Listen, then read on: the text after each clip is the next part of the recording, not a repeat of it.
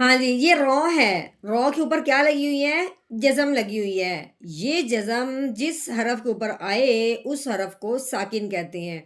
اب یہ جزم آئی ہے رو کے اوپر، اب ہم نے کہنا ہے کہ رو ساکن ہے۔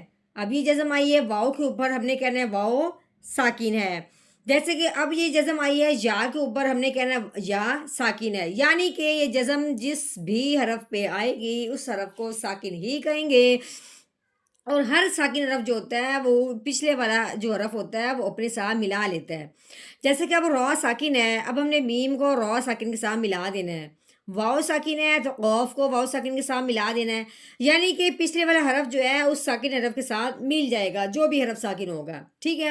دوسری بات، رو کے اوپر زبر یا پیش ہو تو رو موٹی ہوتی ہے، رو کے نیچے زیر ہو اس رو کو باریک کرتے ہیں۔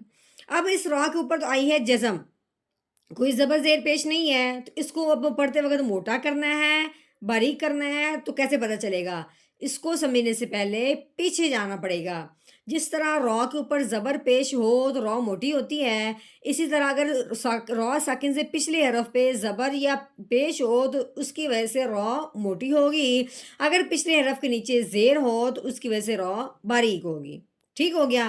اب ہم نے کیا دیکھا ہے کہ میم ہے، میم کے اوپر زبر لگی ہوئی ہے، اب اس یوں سمجھیں گے جیسے رو کے اوپر بھی زبر لگی ہوئی ہے، یعنی کہ سمجھنا ہے، سمجھانے کی بات کر رہی ہوں، حقیقت میں زبر نہیں ہے۔ یعنی کہ اب یوں سمجھیں گے کہ رو کو موٹا کرنا ہے، رو کے پیچھے کیا ہے؟ زبر لگی ہوئی ہے۔ اب ہم نے میم کو رو کے ساتھ جب ملانا ہے تو ساتھ ساتھ موٹا بھی کرنا ہے، تو کیسے پڑھیں گے؟ میم رو زبر مر، کیسے پڑھیں گے؟ مر، ہاں مر، ایسے نہیں، مر، رو کی آواز پر کر کے نکالنی ہے۔ نحمده ونصلي على رسوله الكريم اما بعد فاعوذ بالله من الشیطان الرجیم بسم اللہ الرحمن الرحیم۔ السلام علیکم ورحمۃ اللہ وبرکاتہ۔ امید ہے آپ سب خیریت سے ہوں گے، انشاءاللہ جہاں ہوں گے ایمان اور صحت کی نعمت سے مالا مال ہوں گے۔ ہاں جی، تو آغاز کرتے ہیں ہم اپنے آج کے سبق کا دعاؤں کے ساتھ، تو چلیے شروع کرتے ہیں۔ اللهم صل على سيدنا ومولانا محمد وعلى آل سيدنا ومولانا محمد وبارك وسلم۔ رب اشرح لي صدري ويسر لي أمري واحلل عقدة من لساني يفقهوا قولي۔ رب زدنا علما، رب زدنا علما، رب زدنا علما۔ أعوذ بالله من الشيطان الرجيم، بسم اللہ الرحمن الرحیم۔ ہاں جی، یہ کاف ہے، کاف کے نیچے زیر لگی ہوئی ہے، جب کاف کے نیچے زیر ہو تو اس کو کیسے پڑھتے ہیں؟ کاف زیر کی، یہ تا ہے، تا کے اوپر کھڑی زبر لگی ہوئی ہے، جب کھڑی زبر ہو کسی حرف کے اوپر اس حرف کو ایک الف کے برابر لمبا کر دیتے ہیں۔ اب کھڑی زبر آئی ہے تا کے اوپر، تو اب ہم نے اس کو کیسے پڑھنا ہے؟ تا کھڑی زبر تا کی تا۔ ہاں جی، با کے اوپر لگی ہوئی دو پیش، دو زبر ہوں یا دو زیر ہوں یا دو پیش ہوں اس کو تنوین کہتے ہیں۔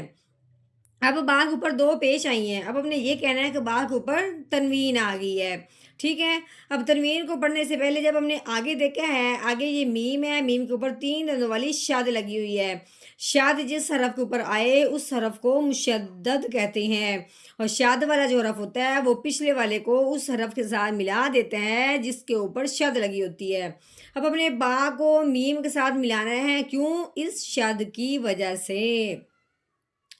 تو دوسری بات یہ ہے کہ شاد جب آئے نا میم کے اوپر، جیسے کہ اب یہ شاد ہے آئی ہے میم کے اوپر، تو میم اور نون پہ جب شاد آ جائے تو میم اور نون پہ ہمیشہ غنہ کرتے ہیں۔ اب ہم نے با کو میم کے ساتھ ملانا ہے، پھر ساتھ ساتھ غنہ بھی کرنا ہے۔ غننے کا مطلب کیا ہے؟ میم کا غنہ کرنا ہے منہ بند کر کے، ناک میں سے آواز نکالنی ہے، ایک الف کے برابر جتنا لمبا کرتے ہیں اتنا ہم نے غنہ لمبا کرنا ہے۔ کیسے؟ با میم دو پیش بوم، किताबुम, मीम के ऊपर ज़बर लगी हुई है, आगे रॉ के ऊपर जज़म लगी हुई है, तो रॉ साकिन हो गया। साकिन रॉ है। अब इसको मोटा करना है, बारीक करना है, तो कैसे पता चलेगा? क्योंकि रॉ के ऊपर ज़बर या पेश हो तो रॉ मोटी होती है, रॉ के नीचे ज़ेर हो तो रॉ बारीक होती है। अब इसके ऊपर कोई ज़बर ज़ेर पेश नहीं है, इसके ऊपर जज़म है, इसको कैसे मोटा बारीक करेंगे, कैसे पता लगेगा? इसको समझने के लिए इससे पीछे चले जाएंगे। अब रॉ से पीछे क्या है? मीम है। मीम के ऊपर ज़बर लगी हुई है। जिस तरह रॉ के ऊपर ज़बर पेश हो तो रॉ मोटी होती है, इसी तरह पीछे अगर ज़बर या पेश हो तो वो उस पीछे ज़बर पेश होने की वजह से आगे रॉ मोटी हो जाएगी। अगर पीछे हरफ पे ज़ेर आया है उसके नीचे, तो फिर रॉ को बारीक करेंगे। ठीक है, कैसे पढ़ना है? मीम रॉ ज़बर मार, रॉ मोटी है, रॉ साकिन से पहले ज़बर है। ठीक है, मार। आगे कौफ के ऊपर क्या लगी हुई है? पेश लगी हुई है। आगे वाव है, वाव के ऊपर जज़म लगी हुई है, जिसकी वजह से वाव साकिन हो गया। साकिन हरफ जो भी होता है वो पिछले वाले को अपने साथ मिला लेता है। जैसे कि अब हमने मीम को रॉ के साथ मिलाया था, अब हमने कौफ को वाव के साथ मिलाना है। लेकिन यहाँ बात एक समझने वाली है कि हर साकिन हरफ पिछले वाले को अपने साथ मिलाता है, लेकिन जब वाव साकिन हो और उससे पहले हरफ पे पेश आ जाए, वाव साकिन हो उससे पहले हरफ पे पेश आ जाए, तो वो पहले वाला हरफ जब वाव साकिन के साथ मिलेगा तो साथ साथ एक अलिफ के बराबर लंबा भी होगा। कैसे पढ़ेंगे? क़ाफ़ वाव पेश क़ू, मारक़ू। आगे मीम के ऊपर दो पेश लगी हुई है, यानी कि मीम के ऊपर तनवीन आ गई है। अब हमने कैसे पढ़ना है? मीम दो पेश मुन, मरक़ूमुन। अब हमने करना है यहाँ पे वक़फ़। तो वक़फ़ की सूरत में जो मीम के ऊपर तनवीन लगी हुई है ना, उसको हमने हटा देना है, क्योंकि वक़फ़ की सूरत में आखिर वाले हरफ को साकिन कर देते हैं। ठीक है, अगर वो साकिन ना हो। अब इसकी दो पेश जब हटाएंगे तो इसके ऊपर कोई ज़बर ज़ेर पेश नहीं होगा, तो फिर मीम साकिन होगा। कैसे पढ़ेंगे? आगे वक़फ़ मारक़ूम, मारक़ूम। हाँ जी, मुकम्मल आयत का तोड़ किया है। अब हमने इस आयत का जोड़ करना है, तो शुरू करते हैं रुहानगी के साथ।